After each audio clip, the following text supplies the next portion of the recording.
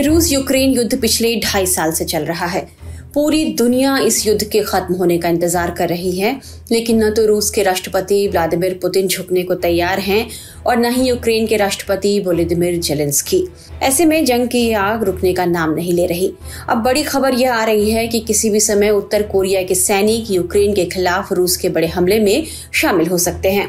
North Korea ने रूस के साथ एक रक्षा समझौते की पुष्टि की है। इस समझौते के बाद दोनों देश एक दूसरे को सैन्य मदद मुहैया कराएंगे। इस साल जून में नॉर्थ कोरिया की राजधानी प्योंगयांग में दोनों देशों के बीच हुए शिखर सम्मेलन में समझौते पर सहमति बनी थी।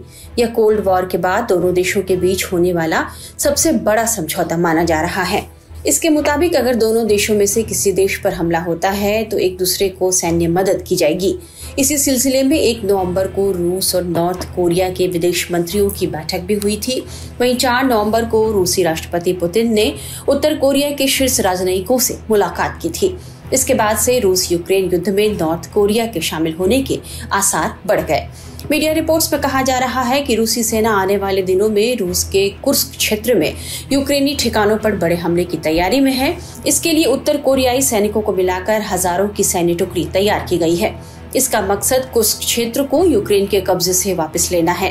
यूक्रेन के राष्ट्रपति वोलोदिमीर जेलेंस्की ने 7 नवंबर को कहा था कि करीब 11,000 उत्तर कोरियाई सैनिक उस इलाके में हैं जहां रूसी क्षेत्र में यूक्रेन की सेना 3 महीने से रुकी हुई है। जेलेंस्की ने बुडापेस्ट में यूरोपीय राजनीतिक समुदाय शिखर सम्मेलन में संवाददाताओं से कहा कि 11,000 उत्तर कोरियाई सैनिक वर्तमान में हमारे देश के उत्तर में कुर्स्क क्षेत्र में यूक्रेन के साथ सीमा पर लगे रूस के क्षेत्र में मौजूद हैं। मीडिया रिपोर्ट्स के मुताबिक अमेरिका, दक्षिण कोरिया और यूक्रेन की खुफिया एजेंसियों का भी कहना है कि नॉर्थ कोरिया ने 12,000 सैनिकों को यूक्रेन के खिलाफ रूस की मदद करने के लिए भेजा है। यह फैसला प्योंगयांग में हुए शिखर सम्मेलन के बाद ही लिया गया। हालांकि एक अमेरिकी अखबार का दावा है कि लगभग 50,000 रूसी और उत्तर कोरियाई सैनिक हमले में भाग लेने के लिए तैयार हैं। इनमें 40,000 सैनिक रूसी हैं, जबकि 10,000 उत्तर कोरियाई सैनिक हैं और अब कुर्स्क में सीधे तौर पर वॉर ऑपरेशन की तैयारी हो रही है। यूक्रेनी अधिकारियों के हवाले से बताया गया है कि पुतिन कुछ ही दिनों में किम जोंग उन के सैनिकों की मदद से संयुक्त हमला शुरू करने वाले हैं। उत्तर अटलांटिक संधि संगठन नाटो ने भी इसकी पुष्टि की है। नाटो महासचिव मार्क रट ने 11 नवंबर को अपने एक बयान में कहा कि रूस के कुर्स्क क्षेत्र में उत्तर कोरियाई सेना की टुकड़ियां तैनात कर दी गई हैं। उत्तर कोरिया के तानाशाह किम जोंग उन ने हाल ही में अपनी सेना को यूक्रेन के खिलाफ पुतिन की मदद के लिए भेजा है। पिछले कुछ सप्ताह में रूसी सेना ने कुर्स्क क्षेत्र के आधे हिस्से पर फिर से कब्जा पाने में सफलता हासिल की, लेकिन यूक्रेनी सेना अभी इलाके में मौजूद है और रूस को कड़े प्रतिरोध का सामना करना पड़ रहा है।